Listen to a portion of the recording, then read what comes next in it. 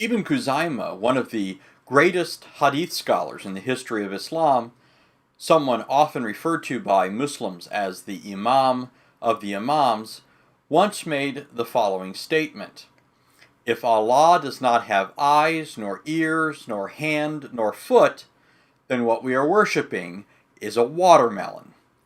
Ibn Khuzaimah said this because, according to him and what scholars refer to as the early traditionist school of Islam, fidelity to the Islamic sources, which teach that Allah has shape and form and so forth, demands that such terms be understood according to their apparent meanings, or literal sense. If early Muslims like Ibn Khuzaimah are right, then popular Muslim arguments against the incarnation, which is usually misrepresented as belief in a man who's been deified, actually need to be redirected to the original teachings of Muhammad and his pagan followers. After all, according to the Orthodox Christian doctrine of the Incarnation, Christ is an eternally divine person who took upon himself, or into union with himself, a human nature in time, and as a result of that is one person with two natures, deity and humanity.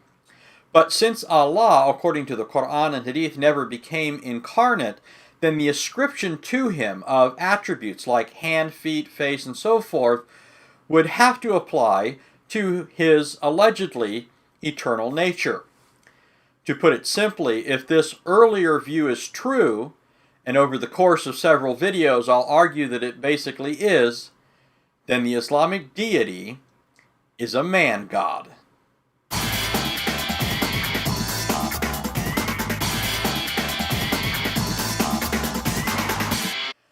Some Muslims try to predetermine how this question is answered by appealing to two verses of the Quran that they believe preclude interpreting statements about Allah's body or bodily appendages according to their apparent meanings or literal sense. And so, before looking in subsequent videos at statements that speak directly to the issue, something first has to be said about these two passages. The verses in question are Surah 42:11 and 112:4. According to Surah 42:11, there's nothing like him, that is, like Allah. And according to Surah 112:4, there's none like unto him. Those who appeal to these passages tell us that they demand taking every statement in the Quran or in the Hadith that speak of Allah's face, fingers, foot, etc., no matter how clear, no matter how graphic such verses or narrations might be, in a figurative or allegorical way. For instance, Ibn al-Jawzi, a 12th century Muslim writing against predecessors in his own madhab or school of thought, made the following statement in an attempt to brush aside the large number of Quranic verses and Hadith narrations about Allah's anatomy.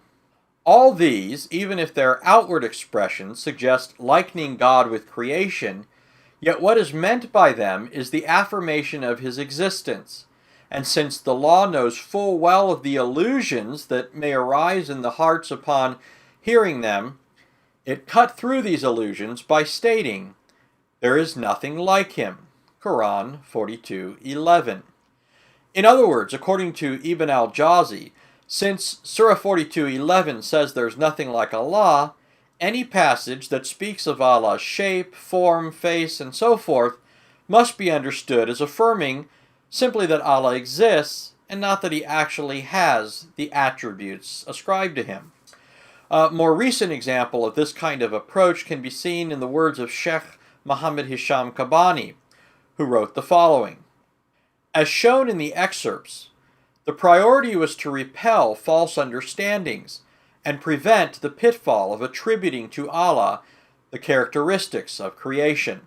Again and again, the paradigm that is the entire foundation for understanding Allah and his attributes is there is nothing like him whatsoever."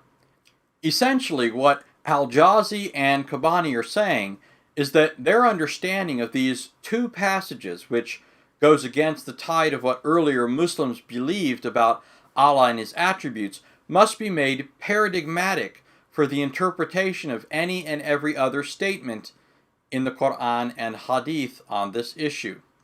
However, there are at least half a dozen problems with this approach. First, this approach arbitrarily assigns priority to two passages of the Quran over and against other passages, which essentially allows a person to ride roughshod over those other passages, no matter how clearly they might speak to the issue. But why give these two passages the priority rather than others? Second, this method is exegetically unsound, for as all good exegetes know, the possibility of misunderstanding what a couple of statements mean is greater than the possibility of misunderstanding the overall testimony of many clear statements. Third, and closely related to the previous problem, given that there are hundreds of statements about Allah having a face, hands, etc., as we'll see, the idea that two passages of the Quran speak clearly to this issue while hundreds of others do not contradicts the Quran's own claim that it's a clear book in which everything is exhaustively detailed or explained. This would mean, at least on this issue, most of the statements in the Islamic sources are unclear, and most of the detail that Allah gives is virtually useless. Fourth, this approach assumes in advance that the Quran is not equivocal or inconsistent in what it teaches, saying in one place what it contradicts in another. But this, of course, is question-begging, an elementary logical fallacy. Fifth, these passages are actually easy to explain in a way that perfectly comports with the idea that Allah is an embodied being. For instance, the statement in Surah 42:11 is simply saying that Allah is not one of a pair, that is, he doesn't have a mate. Notice the context in which the relevant statement appears in Surah 42:11. Originator of heaven and earth, he has granted you spouses from among yourselves, as well as pairs of livestock, by means of which he multiplies you. There is nothing like him. He is the alert, the observant. Quran 42:11. In other words, Allah has no spouse or mate, like men and animals do. This has nothing to do with the idea that Allah is a formless being without parts or passions. Similarly, when Surah 112:4 says there's nothing like Allah, in context it's simply saying that Allah has no ascendant or descendant. He neither begets nor is begotten. It has nothing to do with the issue of whether or not Allah is the kind of being who has a body and limbs.